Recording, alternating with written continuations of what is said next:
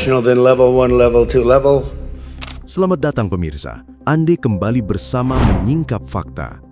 Kali ini, kami akan membongkar sisi tersembunyi dari sebuah peristiwa besar yang sedang menjadi perhatian publik. Ketegangan di Timur Tengah kembali meledak setelah Korps Garda Revolusi Iran menyerang 3 kapal komersial di Selat Hormuz, termasuk kapal gas alam cair Qatar Al-Rekayat. Apakah ini hanya pelanggaran navigasi biasa atau sinyal bahwa Iran sedang menguji batas kesabaran Amerika Serikat? Presiden Donald Trump langsung merespons dengan memerintahkan serangan udara besar ke Bandar Abbas, Sirik, dan Pulau Qeshm. Di saat yang sama, izin pengecualian sanksi ekspor minyak Iran dicabut, membuat krisis ini bukan hanya soal militer, tetapi juga soal energi dunia. Namun, sebelum kita masuk lebih dalam, jangan lupa tekan tombol like dan subscribe. Dengan begitu, Anda tidak akan ketinggalan fakta-fakta tersembunyi yang akan kami ungkap berikutnya. Lalu, apakah runtuhnya gencatan senjata ini menjadi awal perang terbuka antara Amerika Serikat dan Iran?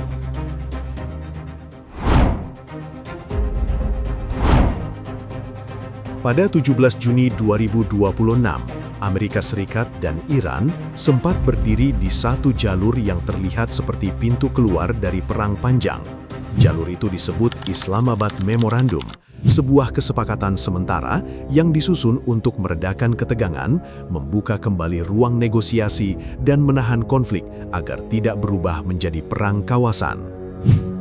Di atas kertas, perjanjian ini memberi waktu sampai Agustus 2026, 2 bulan yang seharusnya menjadi masa tenang, masa hitung ulang, dan masa menguji apakah kedua pihak masih bisa menahan diri. Namun sejak awal, suasananya tidak pernah benar-benar tenang. Kapal dagang tetap melintas dengan rasa takut. Armada perang tetap berjaga di Teluk Persia.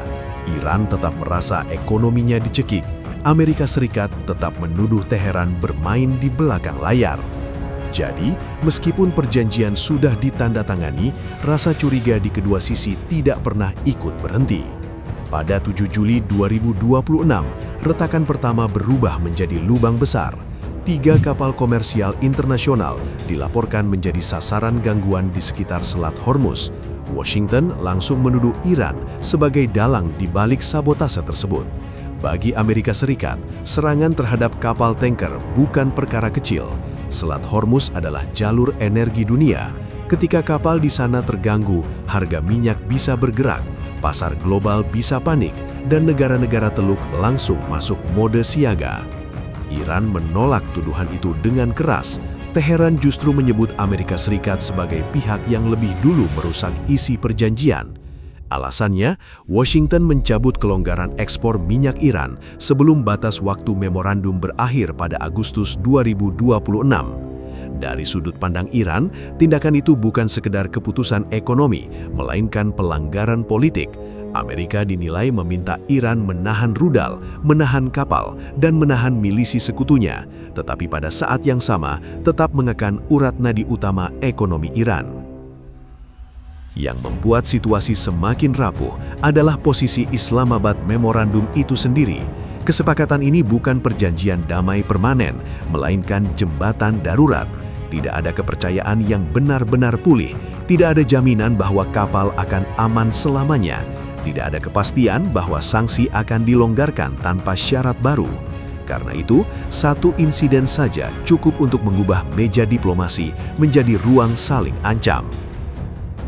Lalu pada 8 Juli 2026, ledakan politik terjadi di Ankara saat Presiden Donald Trump berbicara di sela-sela konferensi tingkat tinggi NATO. Trump menyatakan kesepakatan dengan Iran telah berakhir. Nada bicaranya keras, bahkan konfrontatif. Ia menggambarkan pemerintah Iran sebagai pihak yang tidak bisa dipercaya dan tidak mampu mengendalikan diri. Pernyataan itu langsung membuat Islamabad Memorandum kehilangan bobot diplomatiknya. Bagi Pakistan, perjanjian itu masih perlu dijaga. Islamabad menyerukan agar semua pihak tetap menghormati komitmen. Tetapi di lapangan, pesan dari Washington sudah terbaca berbeda. Ketika pemimpin Amerika Serikat menyatakan sebuah kesepakatan selesai di depan Forum Keamanan Barat, militer, diplomat, dan pasar energi membaca kalimat itu sebagai sinyal eskalasi. Sejak momen itu, krisis tidak lagi bergerak pelan. ia berubah menjadi perlombaan tekanan. Amerika Serikat merasa Iran mengancam laut, Iran merasa Amerika Serikat menghancurkan kepercayaan. Dua narasi saling bertabrakan, dan Teluk Persia kembali menjadi titik paling panas di peta dunia. Dari sinilah keputusan militer berikutnya mulai bergerak lebih cepat daripada pesan diplomatik yang datang dari Islamabad malam itu.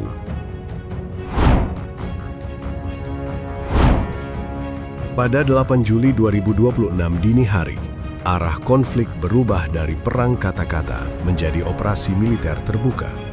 Amerika Serikat tidak lagi hanya bicara soal pelanggaran di Selat Hormuz. Washington mulai mengirim pesan lewat rudal, jet tempur, dan amunisi presisi yang diarahkan ke pesisir Iran. Serangan ini disebut sebagai respons terhadap gangguan kapal komersial, tetapi pilihan targetnya menunjukkan tujuan yang jauh lebih luas. Sasaran pertama berada di jaringan pelabuhan dan fasilitas maritim. Kawasan Chabahar, Konarak, Bandar Abbas, Sirik, dan Bushehr disebut masuk dalam daftar titik yang dihantam atau terdampak.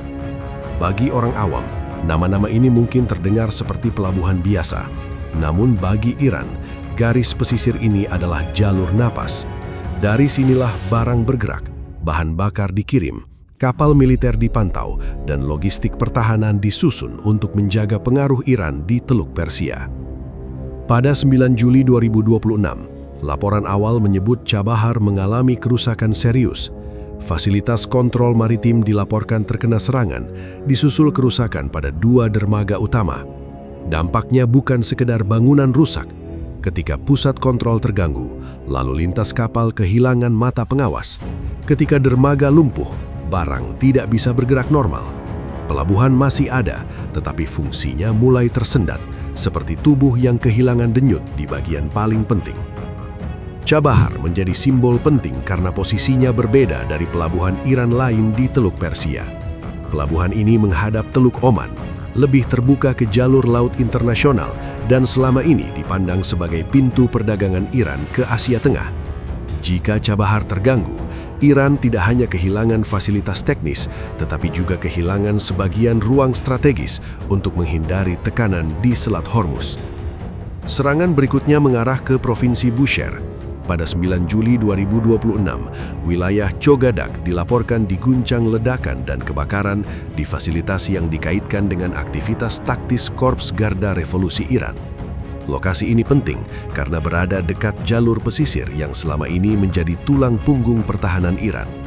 Dari kawasan seperti inilah, drone, radar, dan unit pendukung operasi bisa digerakkan dengan cepat. Tidak berhenti di sana, pulau lawan kembali menjadi perhatian. Pada 9 Juli 2026, kompleks kilang minyak di pulau itu dilaporkan kembali menjadi sasaran. Lawan bukan hanya titik energi, ia adalah bagian dari mesin ekonomi Iran.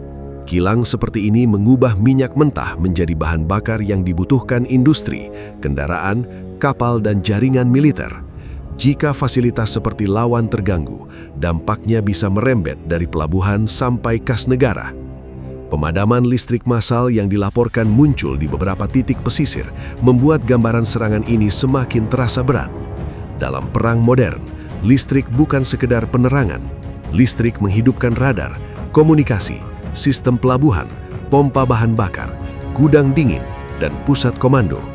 Ketika jaringan ini terganggu, pasukan masih bisa bertahan, tetapi kecepatannya turun. Perintah terlambat sampai, kapal terlambat dipandu, peralatan terlambat diperbaiki. Di saat yang sama, panik warga membuat tekanan politik di dalam negeri meningkat. Dari pola targetnya, Amerika Serikat tampak sedang menekan 3 urat sekaligus: laut, logistik, dan energi. Pelabuhan dibuat tidak stabil, fasilitas militer pesisir ditekan, kilang minyak diincar untuk melemahkan kemampuan Iran membiayai perang. Ini bukan serangan yang hanya mencari efek ledakan besar di layar televisi. Ini serangan yang mencoba membuat Iran kesulitan bergerak dari dalam. Dan pada titik itu, setiap jam pemulihan menjadi bagian dari perang tekanan yang tidak terlihat publik secara langsung jelas.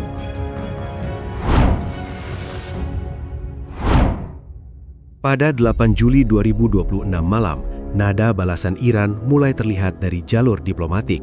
Menteri Luar Negeri Abbas Araghchi menuduh Amerika Serikat melakukan pelanggaran terang-terangan terhadap kedaulatan Iran dan hukum internasional. Ia membawa persoalan itu ke Dewan Keamanan Perserikatan Bangsa-Bangsa, tetapi pesan paling keras justru muncul dari pernyataannya di media sosial. Araghchi menulis bahwa Teheran tidak akan membalas bahasa kasar dengan bahasa kasar, melainkan dengan tindakan yang nyata, berani, dan tanpa rasa takut. Kalimat itu terdengar seperti peringatan resmi. Dalam tradisi politik Iran, ancaman tidak selalu keluar dari ruang militer terlebih dahulu.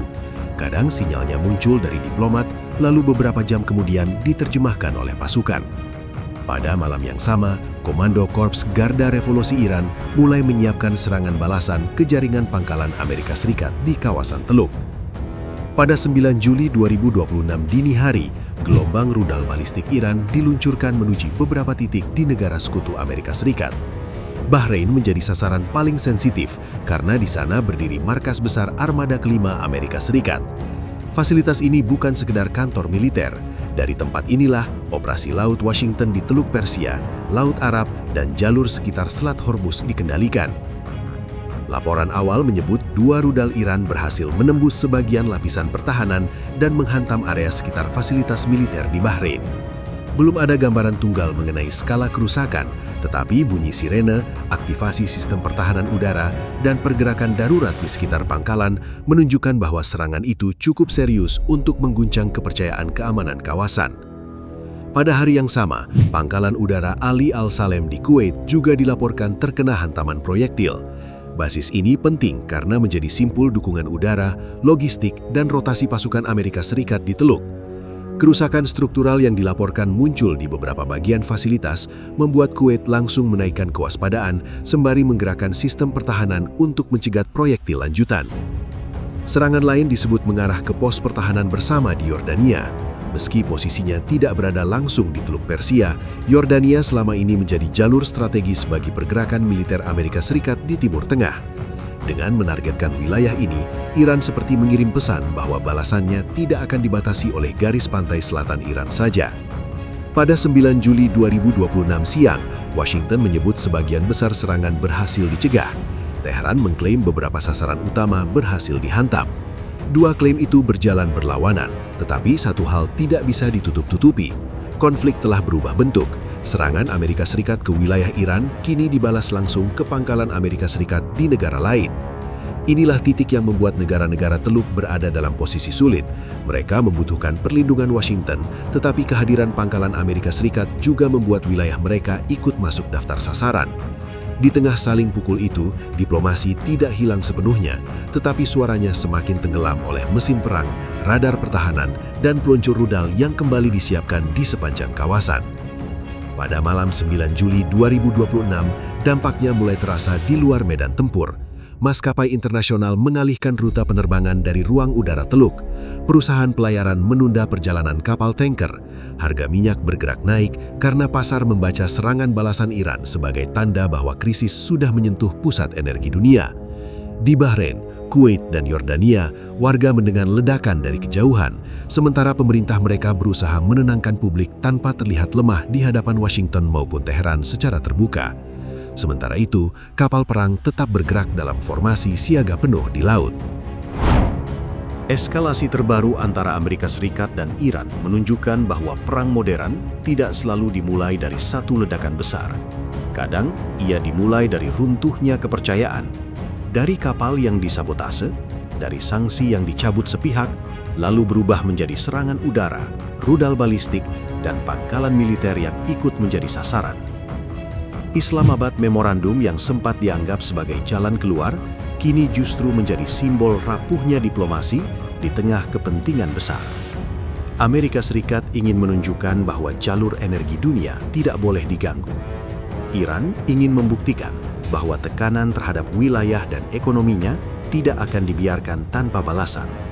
Dan ketika kedua pihak sama-sama memilih menunjukkan kekuatan, kawasan Teluk kembali berada di tepi jurang yang berbahaya. Demikian rangkaian fakta yang berhasil kami singkap hari ini.